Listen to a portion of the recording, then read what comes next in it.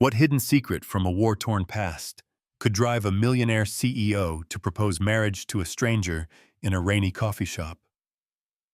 "Marry me, and I'll help you raise your daughters," said Isabella Monroe to the single dad. And his response surprised her. Before anything else, let's see how connected we really are. What's one thing you can see from your window right now? The rain hammered against the coffee shop window as Lucas Reed stared at his phone screen, watching his bank balance drop below $200. Again, his weathered hands calloused from years of construction work before the accident trembled slightly as he calculated how many days he could stretch what remained. 3 weeks until his disability check arrived, and groceries for 2 growing girls didn't come cheap. But why her sudden offer? What unspoken debt from Afghanistan lingered in the shadows? Again, his weathered hands calloused from years of construction work before the accident trembled slightly as he calculated how many days he could stretch what remained. 3 weeks until his disability check arrived, and groceries for 2 growing girls didn't come cheap. "Daddy, can we get the chocolate muffin?"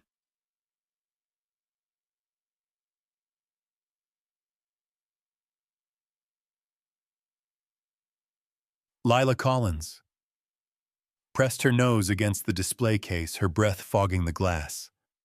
Beside her 6-year-old, Molly Mitchell tugged at his worn jacket sleeve, pointing at the colorful pastries with the wonder only children possessed. Lucas' heart clenched. They'd been surviving on generic cereal and peanut butter sandwiches for days. "Maybe next time, sweetheart," he whispered, the lie tasting bitter on his tongue. "Sir." A crisp, professional voice cut through his internal struggle.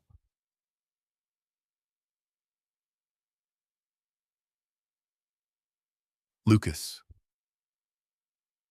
looked up to find an elegant woman in an expensive charcoal suit standing beside their table. Her silver hair was perfectly styled, and her blue eyes held an intensity that made him straighten instinctively. "I'm Aunt Isabella Monroe. I couldn't help but notice you and your daughters." "Ta Lucas." Protective instincts flared. "We're fine, thank you," he said curtly, pulling the girls closer. Isabella smiled, but it wasn't condescending. It was understanding. "I don't mean to intrude. I'm actually here because of you, Mr. Reed. I've been looking for you." The coffee shop suddenly felt too small, the air too thick. "Looking for me, lady. I don't know who you are, but you're Lucas Reed, 34 years old, former construction foreman, 2 daughters, Lila and Molly. You've been out of work for 8 months since your accident at the Henderson site." Isabella's voice was matter-of-fact, but not cruel. "You're 3 months behind on rent, and you've been selling your belongings to keep food on the table." Lucas's face flushed with embarrassment and anger. "How do you know that?" Isabella glanced at the girls who were listening with wide eyes, then back at young Lucas. "Because I make it my business to know about people who matter. And Mr. Reed, you matter very much indeed." She reached into her briefcase and withdrew a tablet, showing him a photograph that made his blood freeze. It was him, 20 years younger, in military fatigues, standing beside a burning vehicle in Afghanistan. Beside him stood a young woman soldier, her face partially obscured by smoke. Operation Enduring Freedom 2019. Forward Operating Base Chapman. You saved my daughter's life that day, Mr. Reed. The tablet slipped from Lucas, nerveless fingers clattering onto the wooden table. His mind reeled back to that scorching day in Afghanistan, the IED explosion, the screaming metal, the young soldier trapped beneath the burning Humvee. He remembered pulling her free, his hands blistering from the superheated metal, the smell of smoke and diesel fuel choking his lungs. Anna Parker. He whispered the name, coming back like a ghost from his past. Is she alive thanks to you? Isabella's composure cracked for just a moment, revealing raw emotion beneath her polished exterior. She made it home, Mr. Reed. She had a beautiful life, got married, started a family. Duh.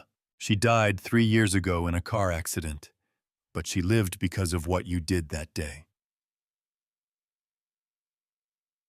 Lucas felt the walls of the coffee shop closing in around him. Lila and Molly sat silent, sensing the weight of the adult conversation swirling above their heads. Isabella leaned forward, her voice dropping to barely above a whisper. Before Anna died, she made me promise something. She said, if anything ever happened to her, I should find the man who gave her the chance to live. She wanted me to make sure he was taken care of, the way he took care of her. I don't understand. Lucas managed his voice hoarse. You're her mother. I'm her stepmother. But I raised her from the time she was 12. Anna was everything to me. Isabella's eyes glistened with unshed tears. When she passed, I lost my only child, but she left me with a mission, and Pato, Isabella Monroe, always completes her missions. The businessman at the corner table looked up from his laptop, clearly eavesdropping. Isabella noticed and fixed him with a stare that could have frozen fire. He quickly returned to his screen. Anna told me about that day, about how you didn't hesitate, didn't think about your own safety. She said you pulled her out and then went back for 2 others while the ammunition was cooking off in that vehicle. She never forgot your face, your name, or what you did. Baptiste. Lucas rubbed his forehead, overwhelmed. That's what any soldier would have done. No, Mr. Reed. That's what a hero does. And heroes shouldn't be sitting in coffee shops counting change while their children go hungry. Isabella straightened her businesswoman demeanor, returning, which brings me to why I'm here. She reached into her briefcase again, this time, producing an elegant envelope sealed with what looked like real wax. I have a proposition for you, Mr. Reed. One that could change everything for you and your daughters. Lucas stared at the envelope as if it might explode. What kind of proposition? Isabella glanced at Leela and what Molly, who were pretending not to listen while straining to catch every word. Perhaps we should discuss this somewhere more private. Daddy, Lila whispered, tugging on his sleeve. Is the fancy lady going to help us? The innocence in his daughter's voice nearly broke Lucas' heart. He looked from his girls to Aunt Isabella, seeing something in the older woman's eyes that reminded him of his own desperation, though wrapped in expensive clothes and confidence. What are you proposing? He asked quietly. Isabella's lips curved into a smile that was equal parts mysterious and determined. Something that will sound absolutely insane, Mr. Reed, but I believe it might be the answer both of us have been searching for. Archibald led them to her car, a pristine black Mercedes that probably cost more than Child Lucas had earned in his best year. As they drove through downtown Seattle's gleaming towers, Lucas watched his daughters press their faces to the tinted windows, marveling at the city from this new perspective. Where are we going? Lucas asked, noting how Aunt Isabella handled the luxury vehicle with casual expertise. My office. We need privacy for this conversation. And frankly, Mr. Reed,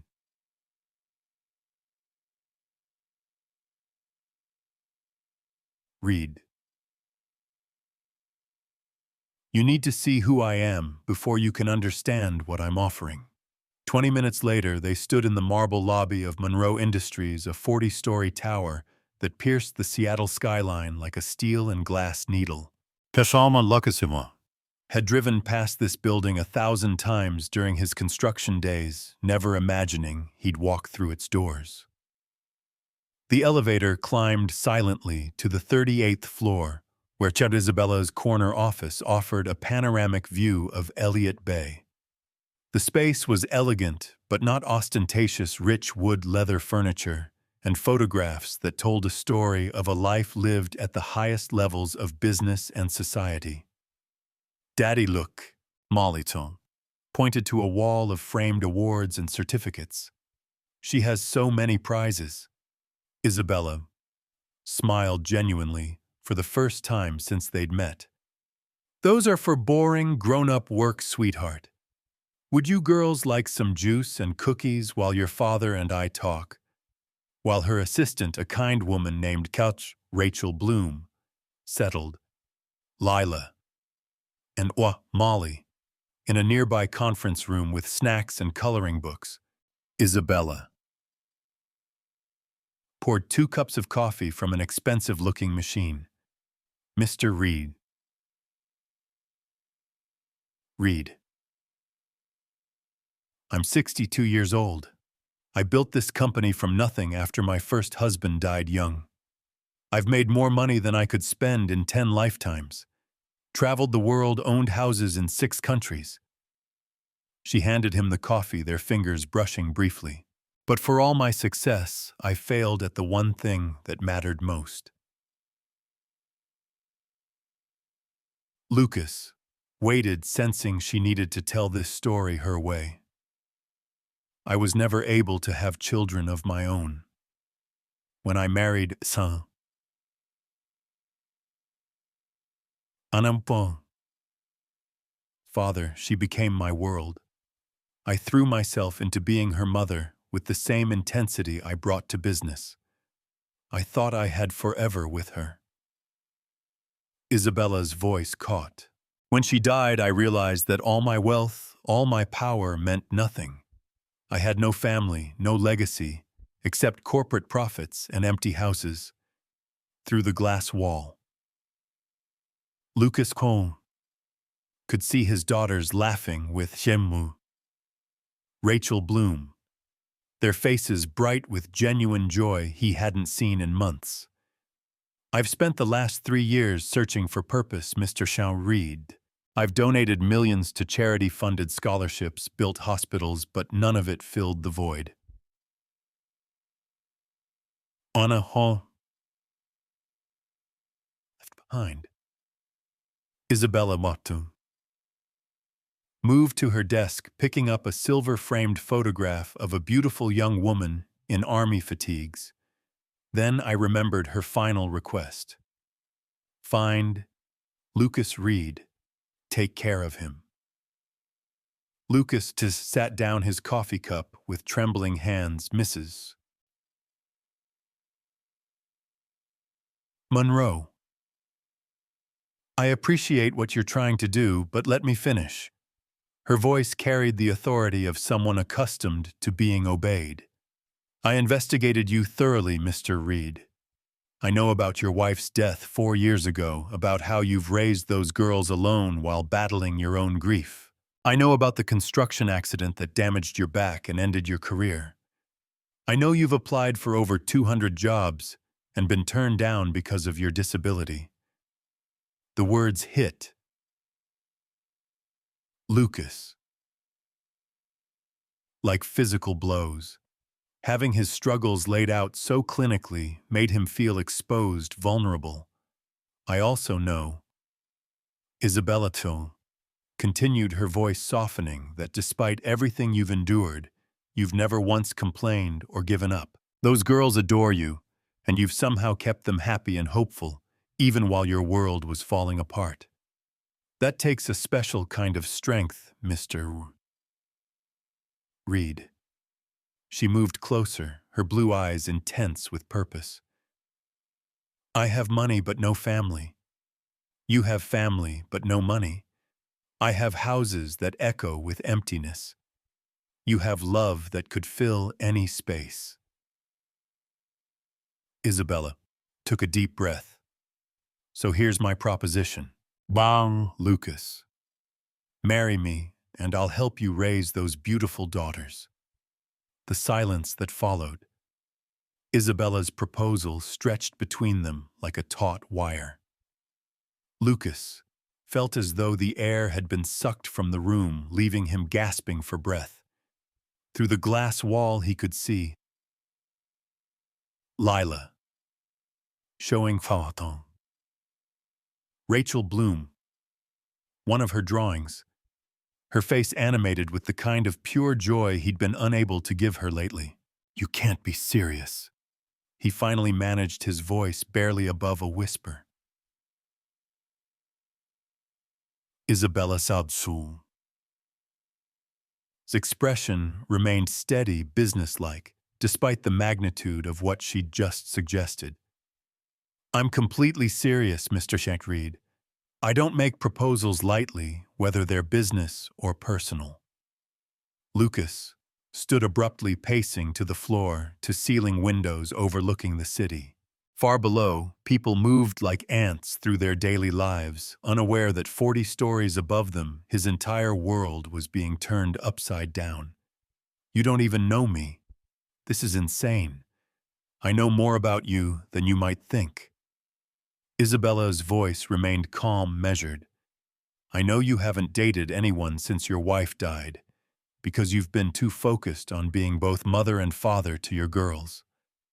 I know you lie awake at night worrying about their future. I know you sold your wedding ring last month to pay for Molly's medicine when she had that ear infection. Lucas Vaux's hand instinctively went to his bare ring finger. The loss of that simple gold band had felt like losing Sarah Rivers all over again. How could you possibly know that? Because I make it my business to understand the people I'm investing in. Isabella joined him at the window, standing close enough that he could smell her subtle perfume. And make no mistake, Mr. Reed. This is an investment in you, in those girls, and in something neither of us has had in a long time, which is what family. The word hung between them, heavy with possibility and danger. Lucas thought of the empty apartment waiting for them, the stack of overdue bills hidden in his bedside drawer, the growing desperation in his daughter's eyes when they thought he wasn't looking. This isn't how people get married, he said weakly. This is a business transaction. Isabella nodded. Yes, it is at first. But, Lucas, may I call you Lucas? The best partnerships often start with practical foundations. My first marriage began as a merger of families in Hong Kong. We learned to love each other over time, and we were happy for 15 years until cancer took him.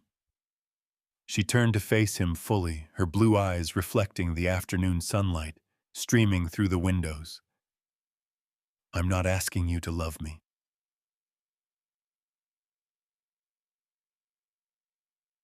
Lucas, I'm not even asking you to sleep with me if that's what you're worried about.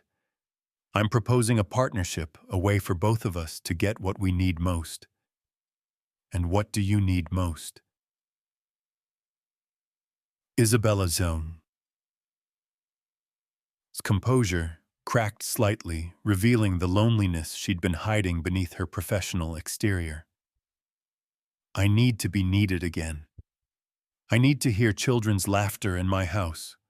I need someone to care whether I come home at night. Her voice dropped to barely audible. I need to not die alone in some sterile hospital room with only lawyers and employees around my bedside. Lucas felt something shift in his chest, a recognition of shared pain. Isabella, I know it sounds cold, calculating, but consider this. Your daughters would want for nothing.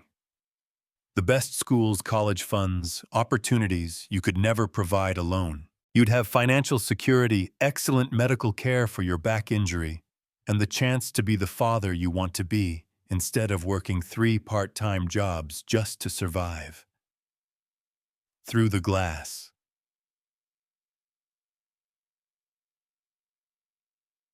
Molly looked up and waved at them, her gap-toothed smile bright enough to power the city below. Lucas waved back automatically, his mind reeling with possibilities. What would you get out of it? He asked. Isabella smiled sadly. I'd get to be a grandmother to 2 little girls who need one. I'd get to help raise Anna Wau's legacy, the children of the man who saved her life. And maybe if I'm very lucky, I'd get to discover that there's more than one way to build a family. Chomped Lucas.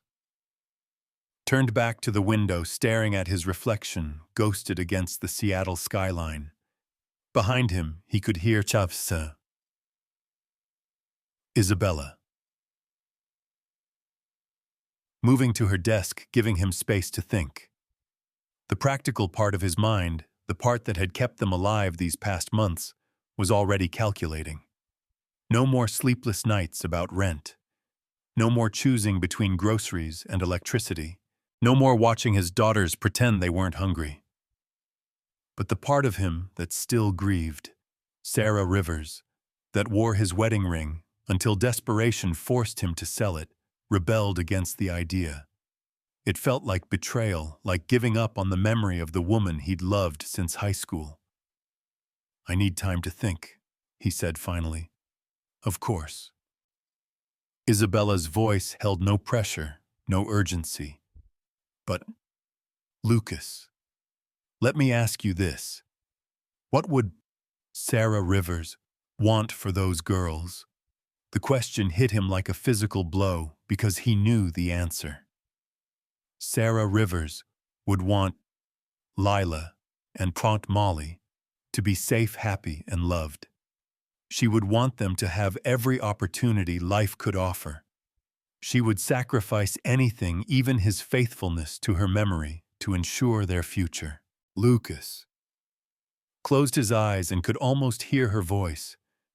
Take care of our babies. Lucas. Whatever it takes. That evening, Lucas sat on the edge of his narrow bed in their cramped apartment, staring at the business card Isabella had given him. The thick cardstock felt expensive between his fingers, embossed with gold lettering that caught the light from the single working lamp in their bedroom. His daughters were asleep in the living room, sharing the pull-out couch that served as their bed. Their steady breathing, the only sound in the quiet space. The conversation with Isabella replayed in his mind like a broken record. Her offer seemed both miraculous and impossible. A lifeline thrown to a drowning man, but with conditions that challenged everything he thought he knew about love, marriage, and family. His phone buzzed with a text message from his landlord. Rent's late again. Lucas, need payment by Friday or I start eviction proceedings. Sorry, man. Lucas set the phone aside and pulled out the shoebox from under his bed. The one that held what remained of his and Sarah Rivers' life together. Wedding photos, love letters, hospital bracelets from when the girls were born. At the bottom, wrapped in tissue paper, was Sarah Rivers' engagement ring. He'd been saving it for Lila, planning to give it to her on her wedding day. He unwrapped it carefully, holding the simple solitaire up to the light. Sarah Rivers had chosen it herself from a pawn shop during his first deployment, claiming she didn't need anything fancy as long as it came with his promise to come home to her. What should I do? Sarah, he whispered to the empty room. The ring offered no answers, just memories of a woman who died too young, leaving him to navigate parenthood alone. He thought about Isabella Samu's question. What would Sarah Rivers want for the girls? The answer came without hesitation. Everything, every opportunity, every advantage, every chance at happiness that money could buy and love could nurture. But could he marry a stranger even for his daughter's sake?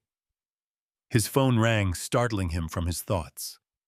The caller ID showed his sister, Tessa Hamilton's number. She lived in Portland with her husband, Andrew Mitchell, and 3 kids struggling to make ends meet on 2 teaching salaries. "Hey, sis," he answered, trying to keep his voice light. "Lucas, I've been thinking about our conversation last week about the girls maybe coming to stay with us for a while." Tessa's voice carried the weight of someone offering help she couldn't really afford. "Andrew and I talked it over and we could make room somehow. It wouldn't be comfortable, but—" "Tessa, no." Lucas interrupted gently. "I appreciate the offer. I really do. But I can't separate the girls from me. They've lost too much already." "But—" "Lucas, you're drowning. I can hear it in your voice. Those babies need stability. And if you can't provide it, I can provide it," he said more forcefully than he'd intended. "I'm working on something. A possibility." "What kind of possibility?" Lucas hesitated. How could he explain Isabella's proposal without sounding completely insane? "It's complicated, but Tessa, I need you to trust me on this. Can you give me another week?" His sister sighed. "Of course, but—" "Lucas, pride isn't worth letting those girls suffer. If this possibility doesn't work out, it will," he said, surprised by his own conviction. "One way or another it will," after hanging up. Lucas walked to the living room where Lila and Molly slept.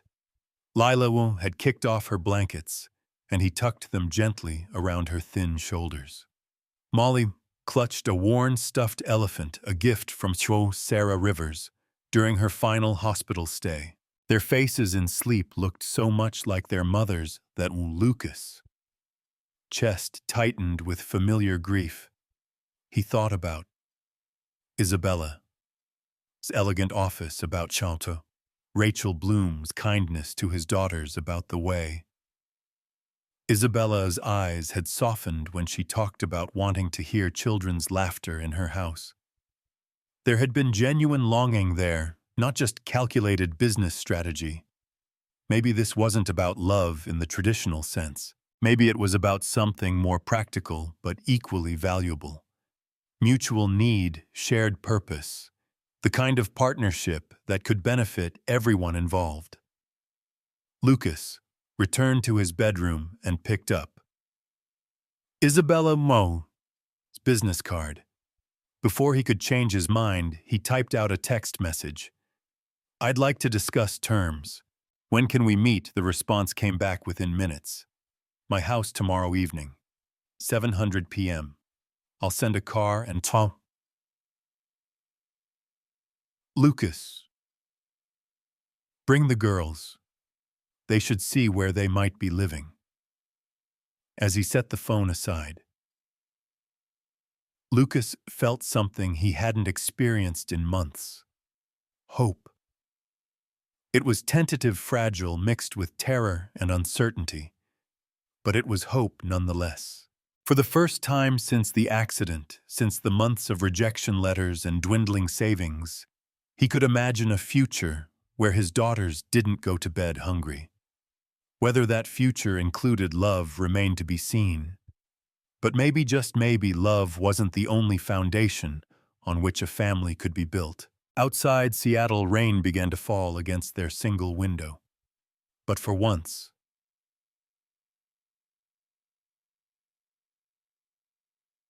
Lucas didn't hear it as a lonely sound. Instead, it sounded like possibility washing clean the slate of their struggling lives, preparing the way for something entirely new. Tomorrow he would see Isabella's world, the world his daughters could inhabit, if he was brave enough to step into the unknown. Isabella's house wasn't what Lucas Jones had expected. Instead of some cold, minimalist mansion, the Tudor-style home in the Queen Anne district felt warm and inviting, with ivy climbing the brick walls and flower boxes overflowing with late-season blooms as the black sedan pulled into the circular driveway. Lila and Chata, Molly, pressed their faces to the windows in wonder. "Daddy, it looks like a castle." "Molly," whispered her eyes wide. The front door opened before they could knock, and what Isabella appeared wearing dark jeans and a soft cream sweater, a far cry from the power suit she'd worn to their first meeting. Her hair was pulled back in a simple ponytail and cuckoo.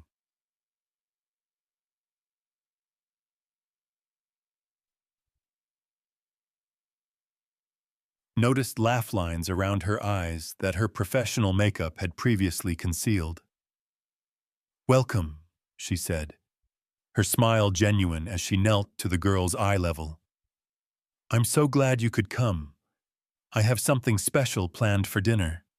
The interior of the house was elegant, but lived in with family photos scattered throughout, and books filling every available shelf. A fire crackled in the stone fireplace, casting dancing shadows on the Persian rug, where two golden retrievers lay sleeping. Dogs. Lila squealed immediately, abandoning any shyness as the retrievers, clearly accustomed to children, approached with wagging tails. "That's Fitzgerald and Gatsby." Isabella explained, laughing as Molly buried her hands in Fitzgerald's thick coat. They're old gentlemen, very patient with little hands, as the girls played with the dogs. Isabella Salma led Lucas through the house. It was larger than he'd imagined, but not ostentatiously so. 5 bedrooms each with its own character and charm. She paused outside 2 rooms on the second floor. "I had Rachel Bloom pick up a few things," Isabella said, opening the first door to reveal a bedroom decorated in soft purples and whites, with a canopy bed and built-in bookshelves already filled with age-appropriate novels. For l'optical Lila. The second room was painted in cheerful yellow, with twin beds and a play area complete with art supplies and educational toys. And for Molly, Lucas stood in the doorway, overwhelmed. The rooms were beautiful, clearly prepared with care and attention to his daughter's ages and interests. "Isabella, you didn't have to do all this." "I wanted to," she said simply. "I wanted them to see that this could be their home if you decide to accept my proposal." They continued the tour, ending in Isabella's home office, a smaller, more personal space than her corporate headquarters. Here the walls were covered with photographs spanning decades. Isabella, with various world leaders at charity galas receiving business awards. But Lucas' attention was caught by a section dedicated entirely to Anna. She was beautiful. Lucas said, studying a photo of Anna in her wedding dress, inside and out. Isabella's voice carried the weight of maternal love. She would have made an incredible mother. She had this way of making everyone around her feel special, important, like her stepmother. Isabella looked surprised by the observation. "I hope so. I tried to give her everything I never had. Stability, unconditional love, the confidence to pursue her dreams." They were interrupted by laughter from downstairs, where the girls had apparently discovered Isabella's grand piano. The sound of small fingers picking out a simple melody filled the house with life. "They're taking piano lessons?"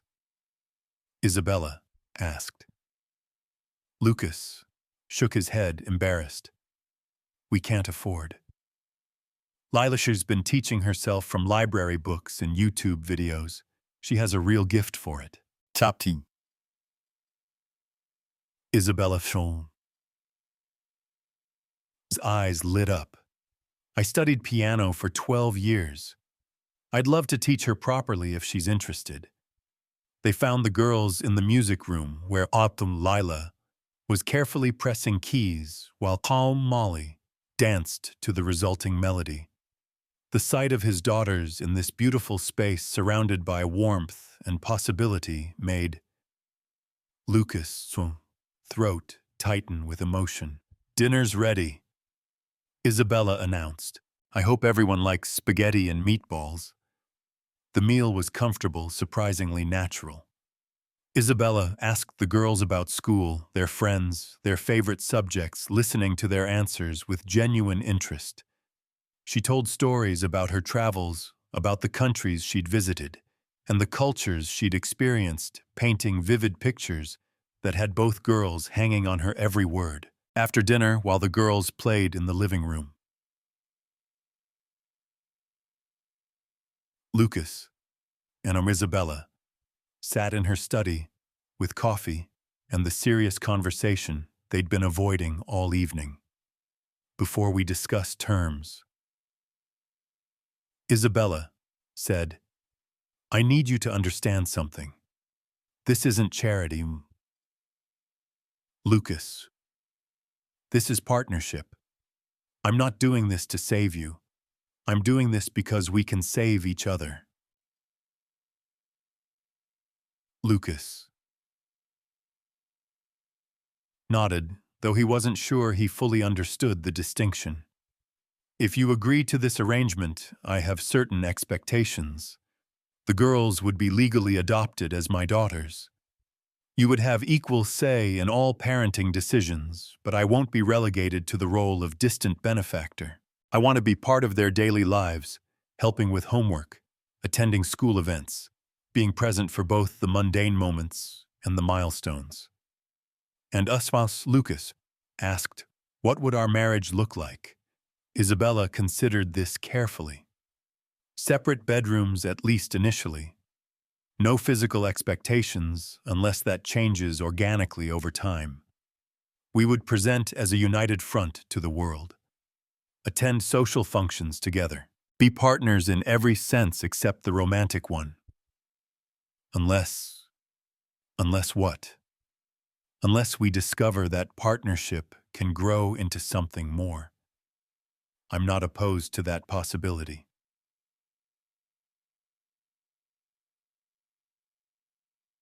Lucas, "But I won't demand it, and I won't expect it." From the living room came the sound of Mahua. Lila, playing a more complex melody on the piano, the notes floating through the house like a preview of what their life here could become. "There's something else," Isabella had said quietly. "Something I haven't told you about." Ana's death. Lucas tensed, sensing this was important. The accident that killed her. It wasn't random. She was driving to meet me for lunch when a drunk driver ran a red light. She died on the way to the hospital. But before the paramedics arrived, she was conscious. A witness heard her final words. Isabella's voice broke slightly. She said, "Tell Isabella to find Lucas Reed. Tell her to keep her promise. Tell her that love comes in many forms." The weight of those words settled over Lucas like a mantle.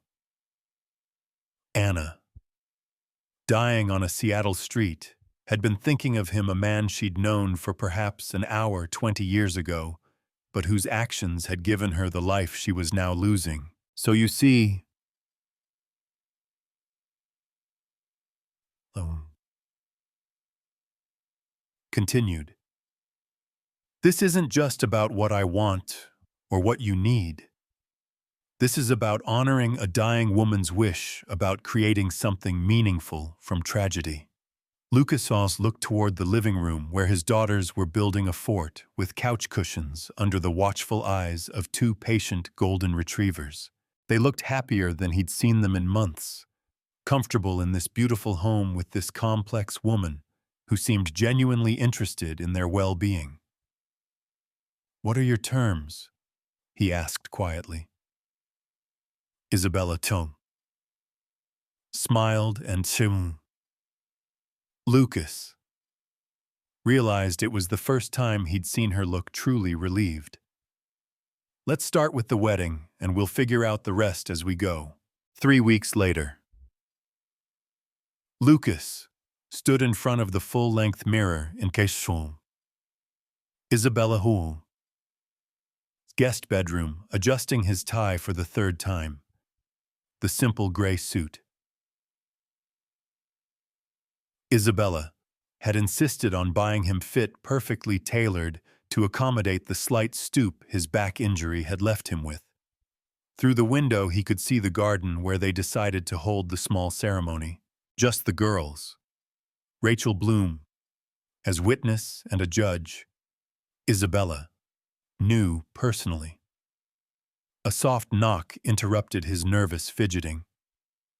"Come in," he called, expecting Isabella or one of the girls. Instead, Tessa Hamilton entered, her face a mixture of concern and curiosity. She'd driven up from Portland that morning despite Lucas' assurances that she didn't need to come. "So this is really happening," she said, taking in the elegant bedroom and the wedding attire. Lucas nodded, not trusting his voice. The past 3 weeks had been a whirlwind of legal paperwork, gentle integration into Chia. Isabella world, and countless conversations about boundaries, expectations, and the girl's adjustment. They'd attended family therapy sessions with Dr. Julia Grace. Isabella Shum's idea to ensure they were all processing the dramatic changes healthily.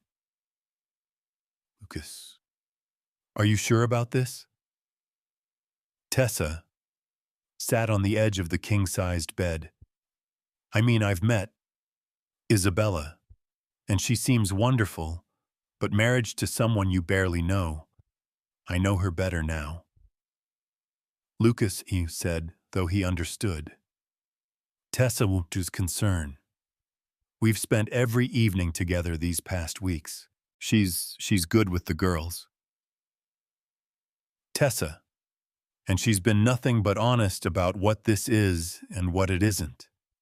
But what happens when one of you wants something different? What if she falls in love with someone else? What if you do one?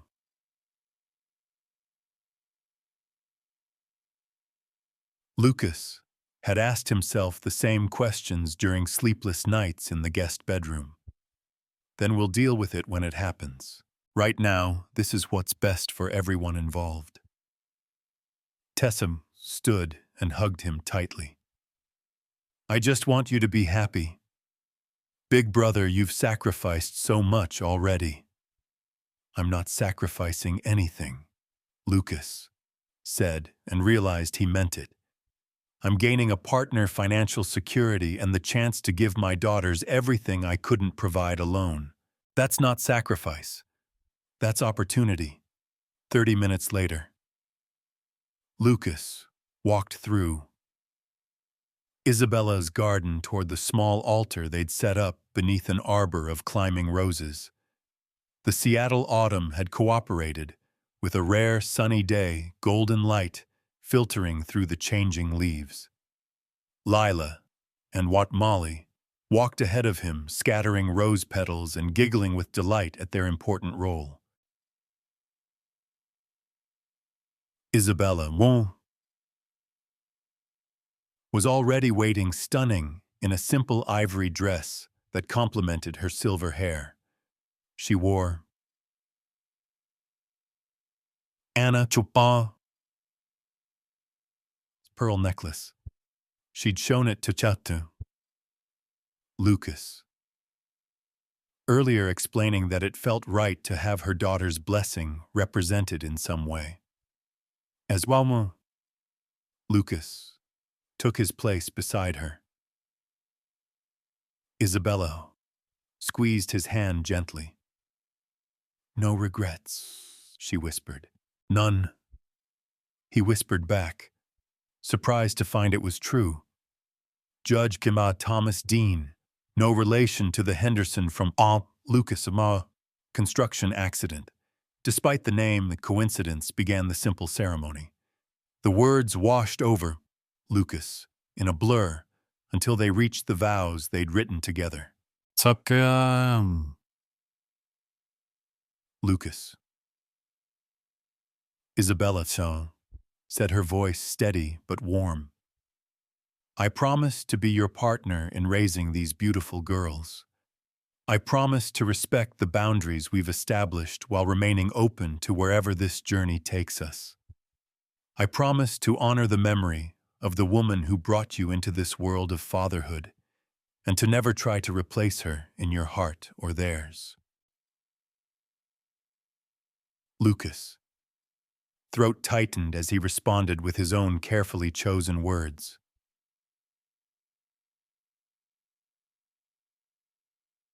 Isabella. "I promise to be your partner in building the family we both need. I promise to help you heal from the loss of Anna by creating something beautiful in her honor. I promise to give this marriage, this partnership, my full commitment and respect." When Judge Thomas Dean pronounced them married, Isabella kissed Lucas' cheek gently, a gesture that felt natural rather than awkward. The girls cheered and ran to embrace them both, and for a moment, Lucas could almost believe they'd always been a family. The celebration dinner was intimate, just the five of them, plus Rachel Bloom, who had become something of a grandmother figure to the girls over the past weeks.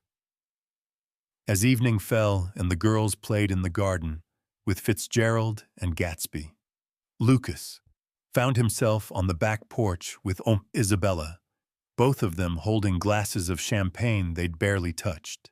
"So," Isabella said with a smile, "how does it feel to be married to a complete stranger?" Lucas laughed, some of the day's tension finally releasing. "Like the beginning of something I can't quite define yet." Isabella nodded thoughtfully. "That's exactly how it should feel. If we knew what we were getting into, it wouldn't be much of an adventure, would it?" From the garden came Lila's delighted laughter as she taught Molly a clapping game. Both girls looked healthier already. Better nutrition and the security of knowing they had a permanent home had brought color back to their cheeks and brightness to their eyes. Isabella. "Lucas," said quietly, "thank you for all of this, for giving them what I couldn't." "Thank you," she replied, "for giving me what I thought I'd lost forever. The chance to be needed by children who matter." As they sat in comfortable silence watching their daughters play in the gathering dusk, Lucas realized that love might not be the only foundation for a strong marriage. Sometimes partnership, mutual respect, and shared purpose could be just as powerful. Whether love would grow between them remained to be seen, but for now, this was enough.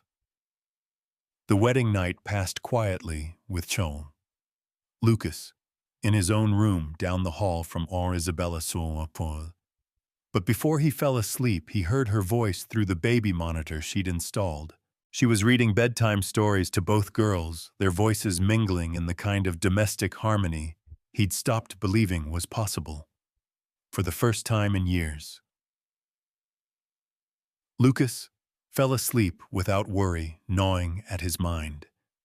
Tomorrow would bring new challenges, new adjustments, new discoveries about this unconventional family they were building. But tonight, everyone he loved was safe, fed, and happy. That was more than enough to build a future on. 6 months into their marriage, Lucas stood in the doorway of Isabella's home office watching her help Lila with algebra homework. The sight still surprised him sometimes. This powerful CEO patiently explaining mathematical concepts to his 8-year-old daughter. Her business attire replaced by jeans and one of the world's best stepmom t-shirts Molly had picked out for her birthday. If x equals 7 and we multiply that by 3, what do we get? Isabella asked, her voice gentle but encouraging. 21. Lila said proudly. Exactly. Now what if we add the original value of x to that result? Lucas smiled as he watched his daughter's face light up with understanding. Lila had always been bright, but Tassu. Isabella's patient tutoring and the stability of their new life had allowed her natural intelligence to flourish. Her grades had improved dramatically, and she was now taking advanced classes that would have been impossible in their old school district. Dad time Molly barreled into him from the kitchen, her face smeared with what looked like cake batter. Isabella's teaching me to make chocolate chip cookies for the school bake sale. Is she now Lucas, scooped Molly up, not caring about the mess she was making on his shirt. And how's that going? I may have let her add a few extra chocolate chips. Isabella said, appearing in the doorway with flour in her silver hair and a smile that had become increasingly frequent over the past months. This domestic scene was so different from the formal, careful interactions they'd started with. The first few months had been an adjustment period, learning each other's routines, establishing boundaries, figuring out how to parent together without stepping on each other's toes. But gradually, naturally, they'd found their rhythm. How was physical therapy?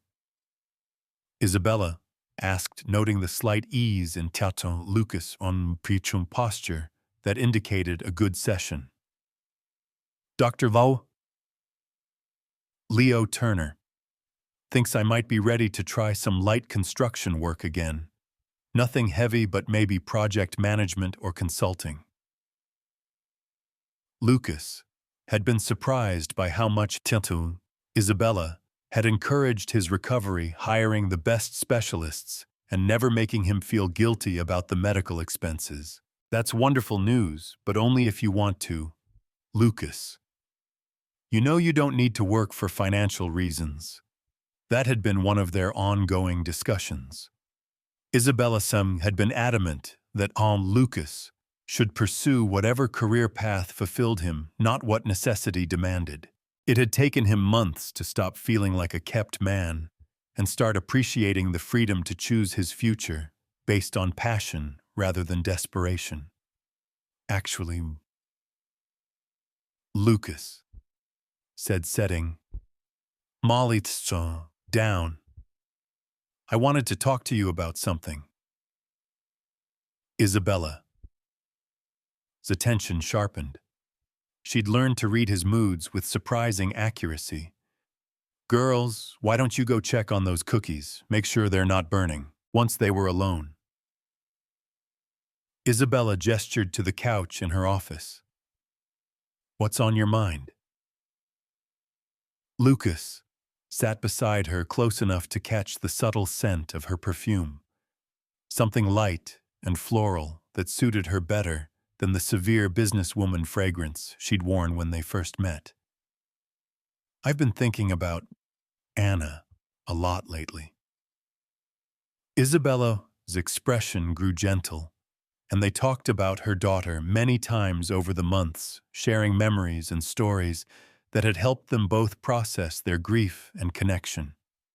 The anniversary of the accident is coming up, Lucas continued, and I realized I've never properly thanked her, never visited her grave, or acknowledged what she did for us.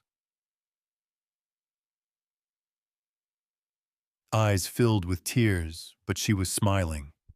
You want to visit the cemetery, I want to take the girls. I want them to understand who Kes Anachin was and why she's part of our story. I want to tell her about this family we've built in her honor. But Isabella reached for his hand, a gesture that had become natural over the months as their friendship deepened. Lucas. That means more to me than you could possibly know. There's something else, Lucas said, suddenly nervous. I've been thinking about our arrangement, about what this marriage is and what it could become. Isabella's grip on his hand tightened slightly. They'd been dancing around this conversation for weeks, the growing intimacy between them becoming harder to categorize as purely platonic partnership. I know we started this as a business arrangement. Lucas continued. Two people helping each other out of necessity. But Isabella, these past months, you've become more than just my wife on paper. You're my friend, my partner, my girl's mother in every way that matters. Isabella's breath caught. Lucas. I'm not saying I'm in love with you, he said quickly. I'm not sure I know what that means anymore after losing Sarah Rivers. But I care about you. I respect you. I enjoy your company, and I trust you completely with the most precious things in my life. Isabella was quiet for a long moment, her blue eyes searching his face. I feel the same way, she said finally. I didn't expect to, but I do. You've given me purpose again. Lucas. Not just with the girls, but you've made me feel like a woman again. Not just a CEO or a widow or someone defined by her losses. From the kitchen came the sound of a timer going off, and the girls' excited voices announcing that the cookies were done. The ordinary domestic interruption made them both laugh, breaking some of the tension. So what are you suggesting? Isabella asked. That we try to be a real marriage. Lucas considered this. I'm suggesting we stop pretending we're just business partners. Maybe we see where this friendship leads without putting pressure on it to become something specific. Isabella nodded slowly. No timeline, no expectations, just openness to whatever develops naturally. Exactly. They were interrupted by Lila, calling from the kitchen. Dad, Isabella, come taste our cookies. As they walked toward the kitchen together, Isabella slipped her hand into Lucas. It was a small gesture, but it felt like crossing a bridge they hadn't even realized they'd been approaching. By the way, Isabella Tim. As they reached the kitchen door, I love the idea of visiting Anna, but I think we should bring flowers from her favorite rose bush. I planted one in the garden last month, the same variety she grew at her house. Lucas squeezed her hand gently. She would love that. In the kitchen, surrounded by the chaos of baking and his daughter's laughter, Lucas realized that somewhere along the way, their arrangement had stopped being about survival and started being about building something beautiful together. Whether that would eventually include romantic love remained to be seen. But for now, the deep affection and partnership they'd cultivated felt like more than enough foundation for whatever came next. The argument started over something trivial. Patron. Isabella Mum. Suggestion that they hire a housekeeper to help manage the larger home, but it quickly spiraled into something much deeper and more painful. It was their first real fight as a married couple 8 months after their wedding, and it caught them both off guard with its intensity. I don't need someone else taking care of my responsibilities. Lucas said, his voice tight with frustration, as he loaded dishes into Saint Isabella's high-end dishwasher with unnecessary force. It's not about taking care of your responsibilities. Isabella replied, trying to keep her tone reasonable. It's about making our lives easier. You're going back to work part-time. I'm traveling more for business. The girls have activities every night of the week. We could use the help. We could use the help. Lucas repeated, his voice bitter. You mean you could use the help? I'm perfectly capable of keeping house and taking care of my daughters. Isabella's carefully maintained patience finally snapped. Our daughters.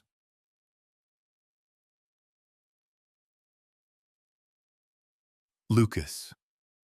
They became our daughters the day you signed those adoption papers, and nobody is questioning your capabilities. I'm suggesting we make a practical decision that benefits everyone. The girls were at a sleepover, leaving them alone in the house for the first time in weeks.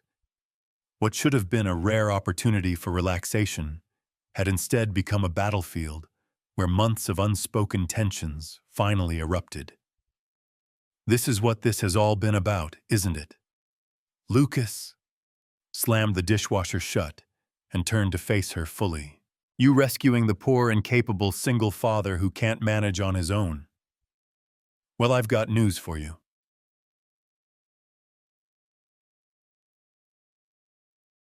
Isabella. I was managing just fine before you showed up. The words hit Isabella like physical blows. Her face went pale, and Lucas immediately regretted his outburst, but the damage was already done. Managing just fine. Isabella's voice was dangerously quiet. Lucas, you were 3 days away from eviction when I found you. Ma'am, Leela had lost 12 ounces because you were skipping meals to make sure she ate. You were selling your dead wife's jewelry to buy antibiotics for Saul Molly. Each fact she recited felt like salt in an open wound. Lucas. Shame and pride warred in his chest, the old feelings of inadequacy and failure rising to the surface despite all the progress they'd made. So this is charity after all, he said, his voice hollow. You're keeping me around like some kind of pet project. The grateful veteran you saved from homelessness. How dare you? Isabella's control finally cracked completely. How dare you reduce what we've built to charity? Do you think I spent 8 months learning to braid?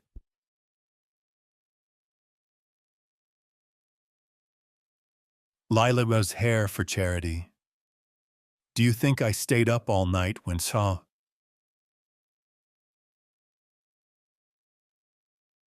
Molly had nightmares? Because I felt sorry for you, tears streamed down her face, and Lucas was shocked by the raw pain in her expression. He'd never seen Isabella cry before, not even when talking about Anna's death.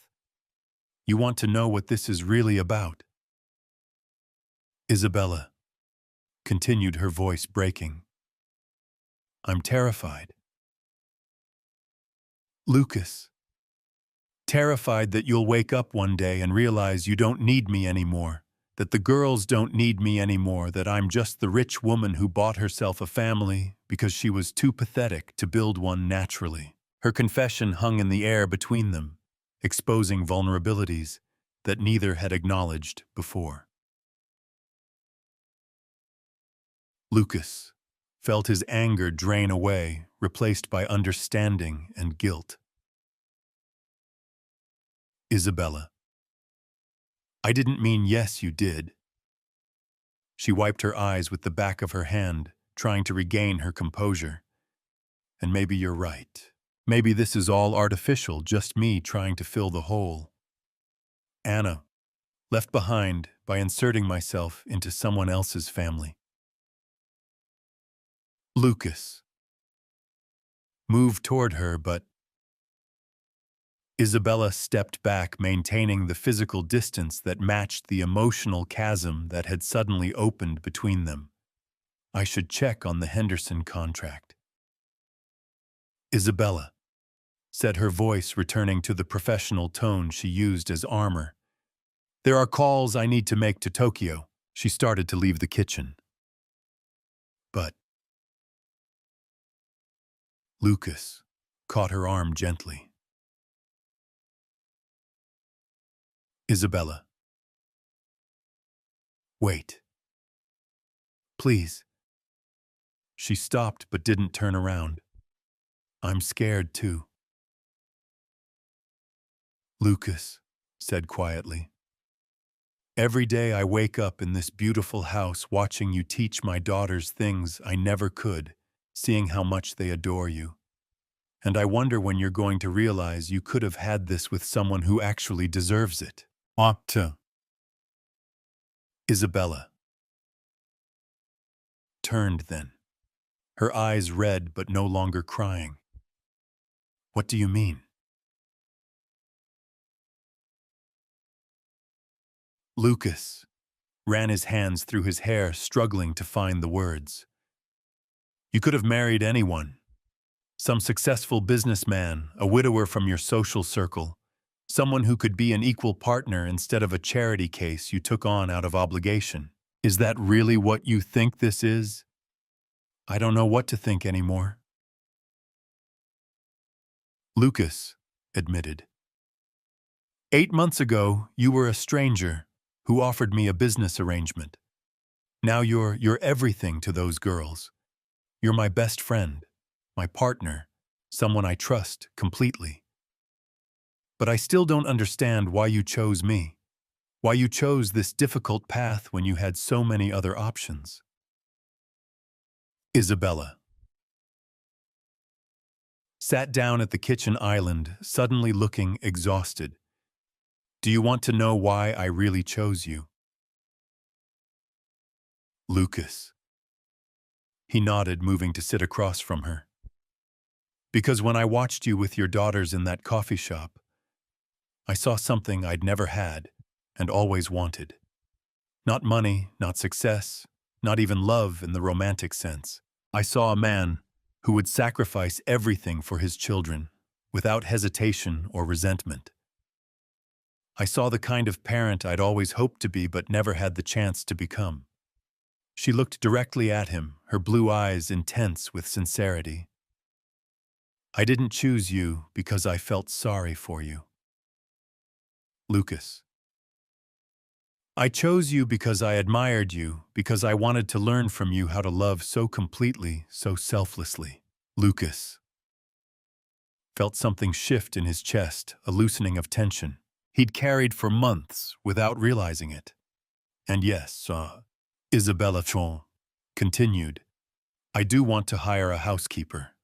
Not because I think you're incapable, but because I want us to spend our time together focused on being a family instead of on laundry and cleaning. I want more evenings like tonight, when we can sit and talk and work through our fears together. Lucas-san reached across the island and took her hand. I'm sorry. I was being an ass. You were being human, Isabella said, squeezing his fingers. We both were. Maybe it's about time we had this fight. It means we're not just politely coexisting anymore. So what does that mean for us? Isabella smiled, the first genuine expression of happiness she'd shown all evening. It means we're becoming a real family, complete with arguments, fears, insecurities, and the kind of messy honesty that only people who truly care about each other can handle. Lucas nodded, feeling lighter than he had in weeks. In that case, let's hire the housekeeper. And Isabella, thank you for choosing us even when we don't make it easy. Thank you, she replied, for letting me. 1 year after their wedding, Lucas made a discovery that changed everything he thought he knew about Juan Isabella's motivations. It happened by accident. He'd been looking for the girl's birth certificates in Friedrichshafen. Isabella moved to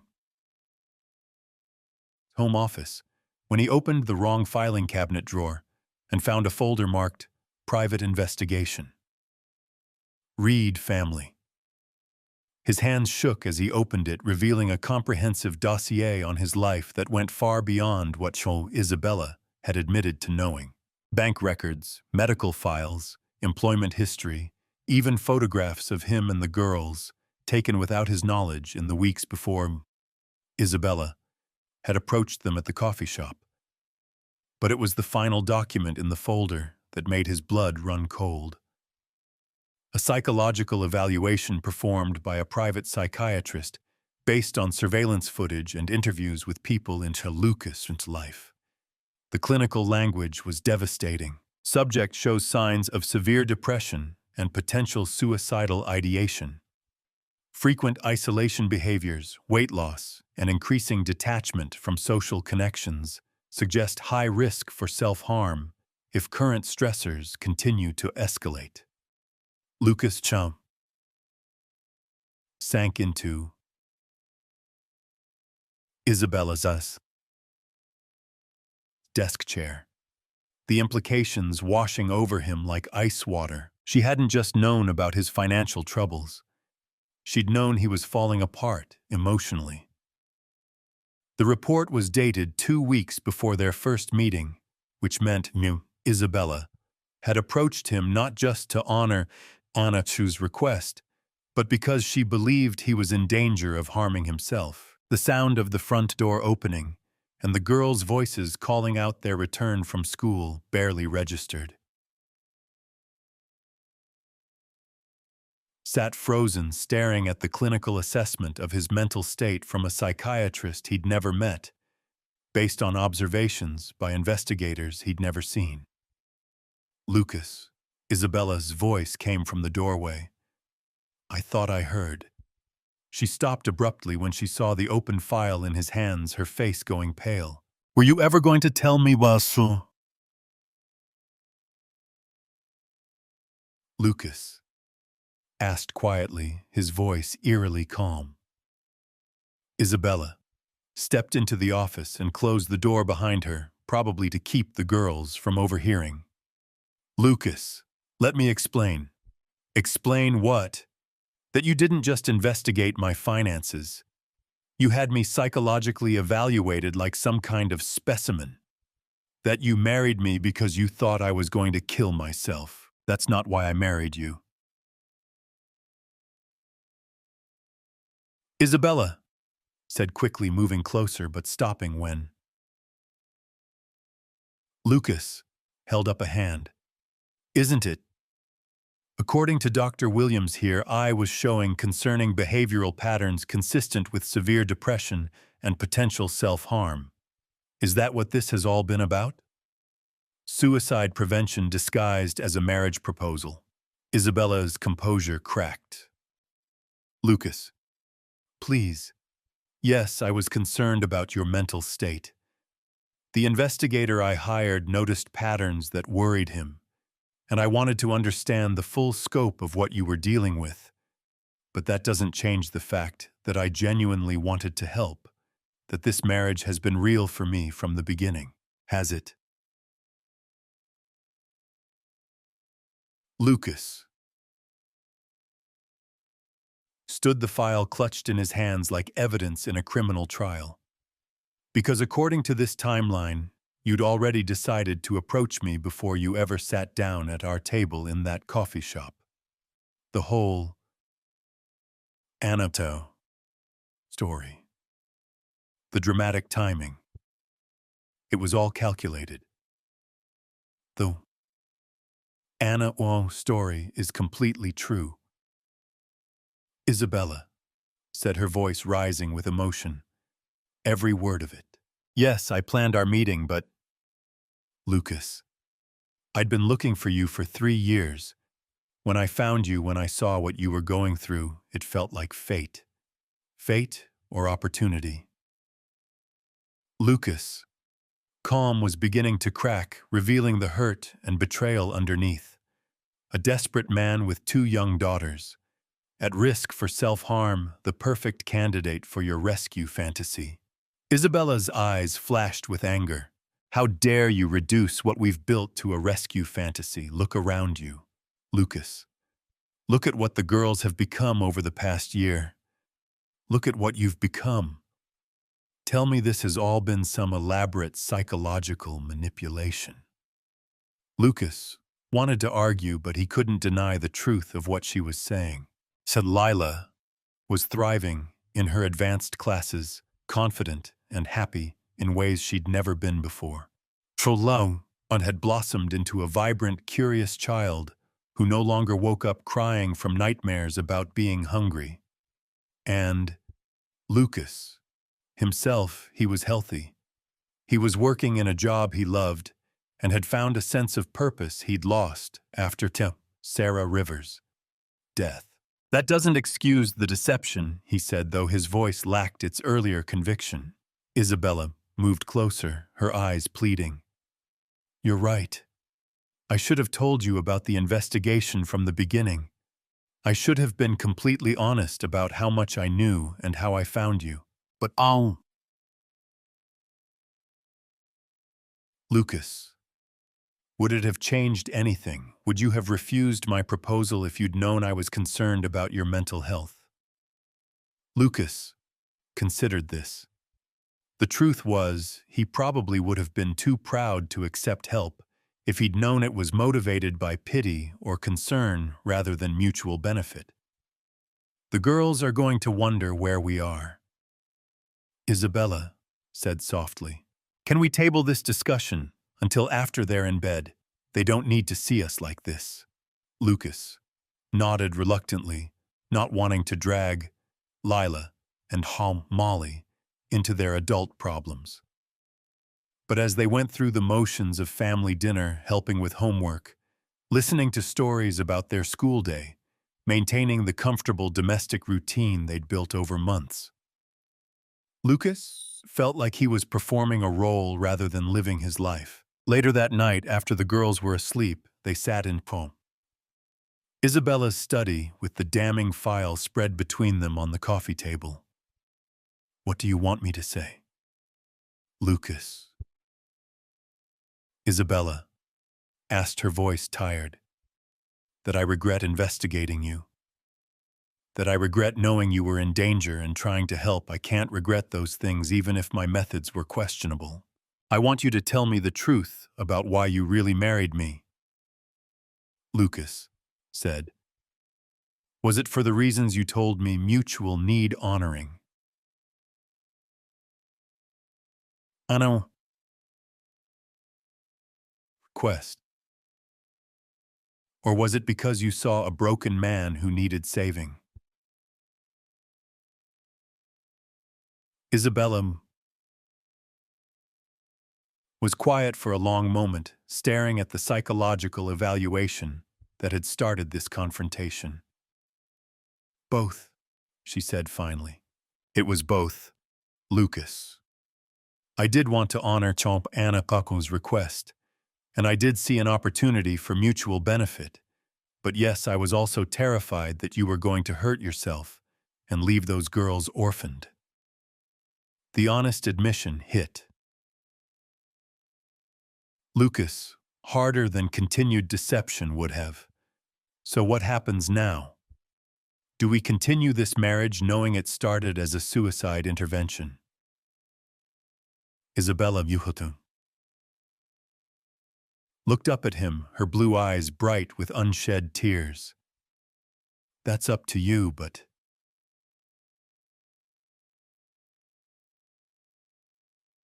Lucas, I need you to know something. Whatever my original motivations, what I feel for you now is real. This family we've built is real. My love for those girls and my growing feelings for you have nothing to do with pity or rescue fantasies. Lucas stared at the woman who had become his wife, his partner, his daughter's second mother.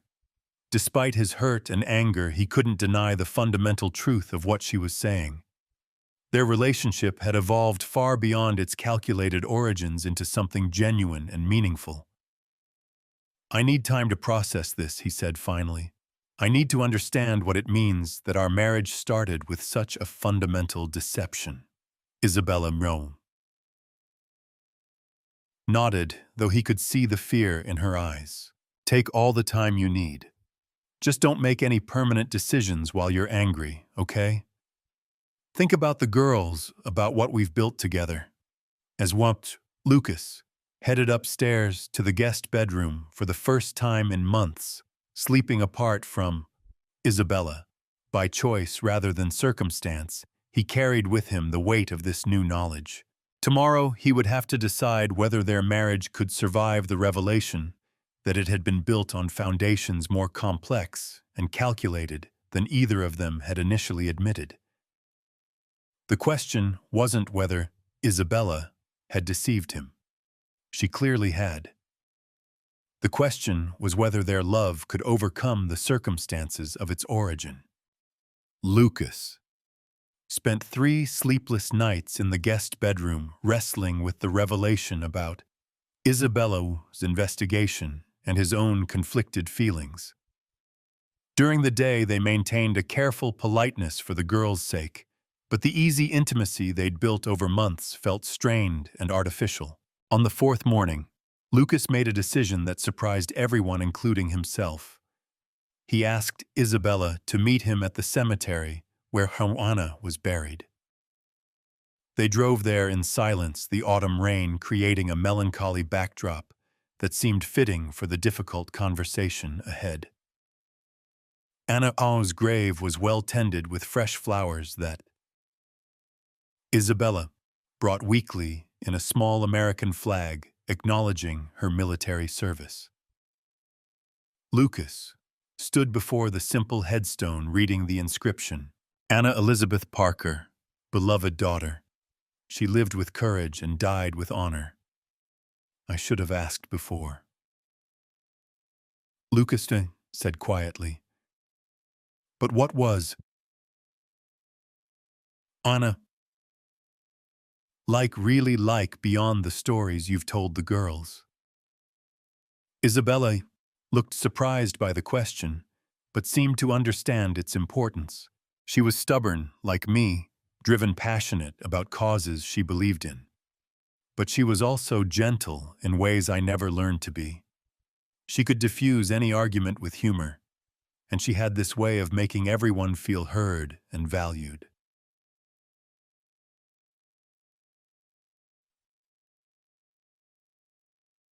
Nodded, still staring at the gravestone. Tell me about the promise she asked you to make. I told you already. Tell me again, word for word, if you can remember. Isabella closed her eyes, clearly reliving a painful memory. She said, Mom, if anything happens to me, find Lucas Reed, the soldier who pulled me out of that burning vehicle in Afghanistan. Make sure he's okay. Make sure his family is taken care of. Promise me. And you said I promised. I thought she was being dramatic, worried about nothing. I never imagined.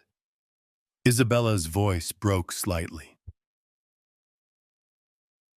Turned to face her for the first time since they'd arrived. Isabella, I need to ask you something, and I need you to be completely honest with me. She nodded, bracing herself. If Anna had never asked you to make that promise, would you still have sought me out after reading that psychological evaluation. Isabella Cho considered the question carefully and Lucas appreciated that she didn't immediately rush to give him the answer she thought he wanted to hear. I don't know, she said finally. I'd like to think I would have, because anyone with the resources to help should help when they see someone in danger. But honestly, Lucas, I might not have. There are thousands of people in crisis, and I can't save them all.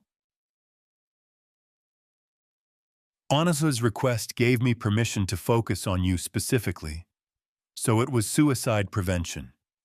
It was suicide prevention and honoring my daughter's final wish and genuine attraction to the kind of father you are, and a dozen other complicated motivations that all got tangled together.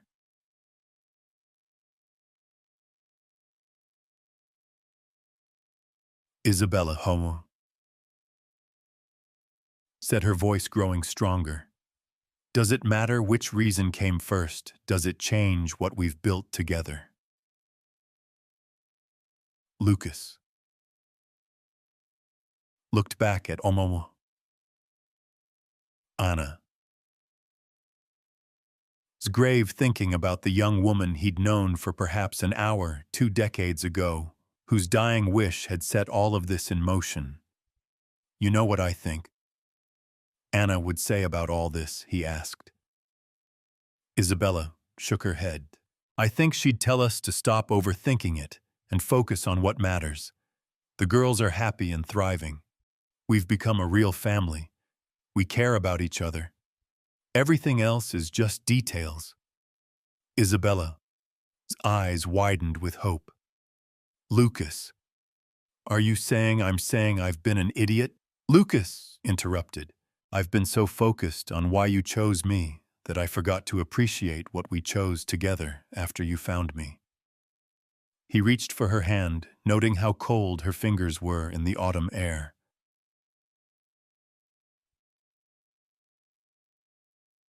I don't care anymore whether you married me out of pity, obligation, or genuine attraction. What I care about is that we've made it work. We've created something beautiful from circumstances that could have been purely transactional. Isabella Somu squeezed his hand tightly. So you forgive me for the deception. I forgive you for caring enough to deceive me. Lucas said. But Isabella, no more secrets. If we're going to make this work long term, we have to be completely honest with each other from now on. Agreed. Isabella said immediately. Complete honesty, even when it's uncomfortable. They stood in silence for a few minutes, both staring at Anachi's grave and processing the weight of their conversation. Lucas. Isabella said finally, there's something else I need to tell you. Something I've been afraid to admit, even to myself. Lucas tensed, wondering what other revelation awaited him. I'm falling in love with you. Isabella said quietly. Not with the idea of you, not with the family we've created together, but with you. Your kindness, your strength, the way you make me laugh when I'm taking myself too seriously. It terrifies me because I didn't expect it.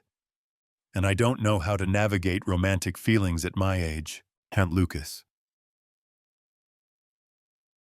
felt something shift in his chest, a warmth that had nothing to do with the weak autumn sun breaking through the clouds above them.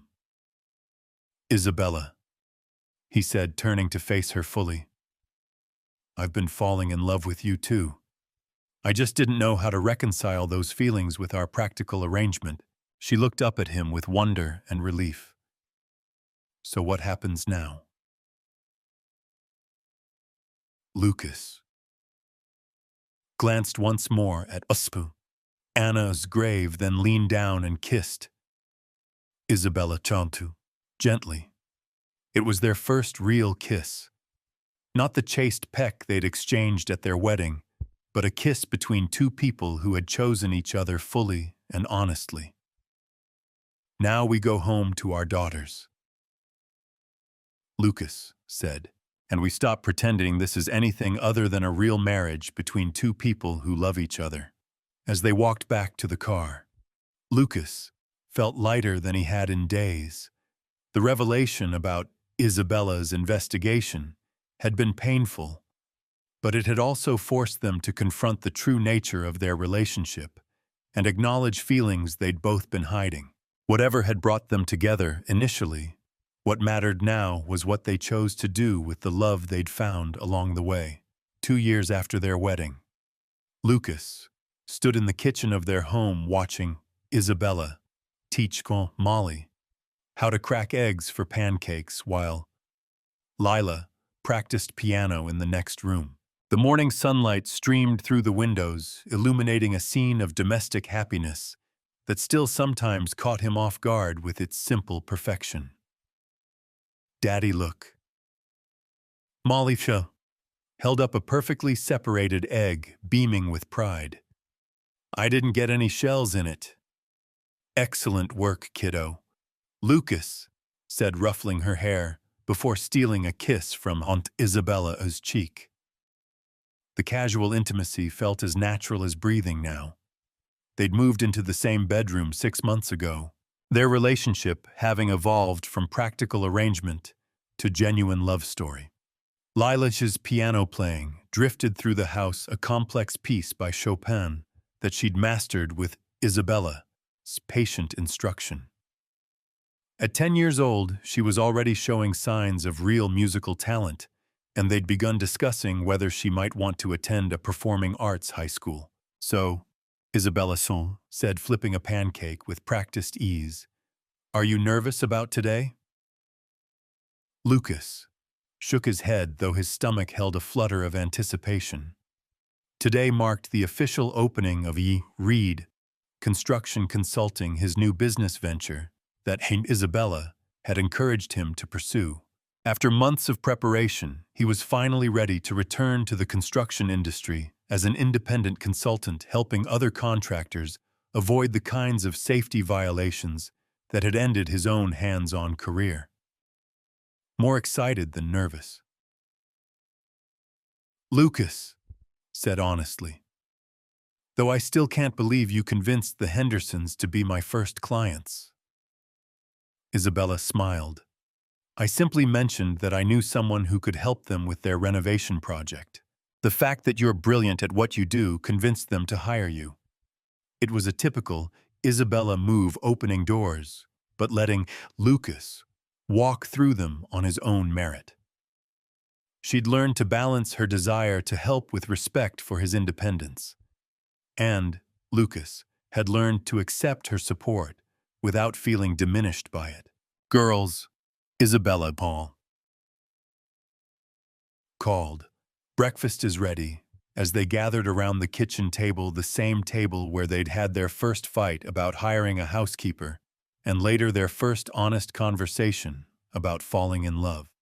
Lucas marveled at how natural this all felt now. Molly chattered about her upcoming school play. Sheila discussed a book she was reading for her advanced English class, and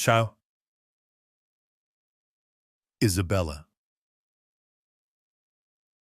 listened to both with the kind of focused attention that made each girl feel like the most important person in the world.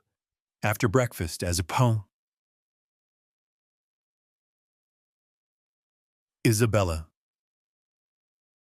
helped the girls gather their school bags, and Lucas prepared to leave for his first client meeting. Lila approached him with unusual seriousness. "Dad, can I ask you something?" "Of course, sweetheart.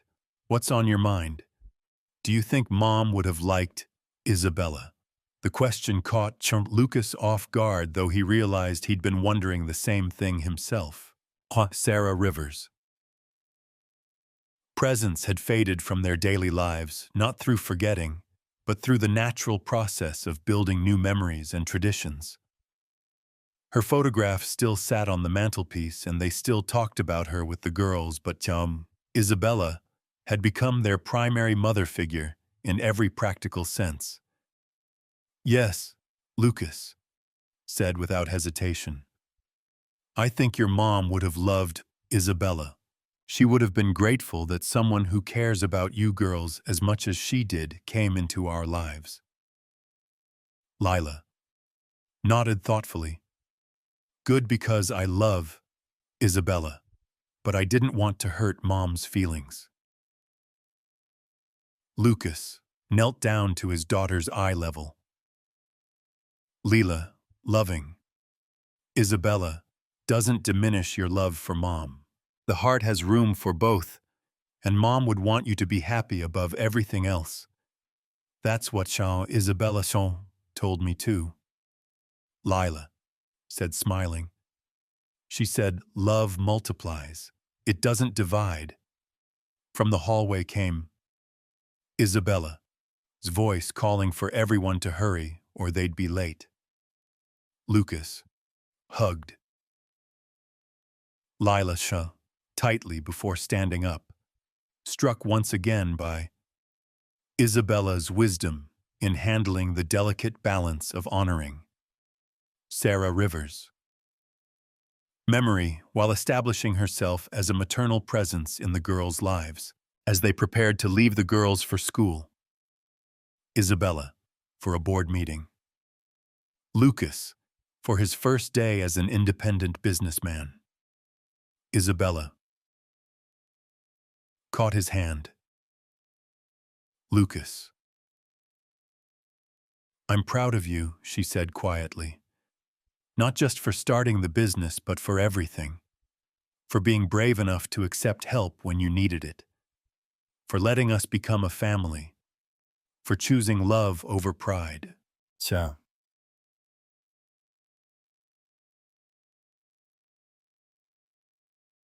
Squeezed her hand, thinking about the journey that had brought them to this moment.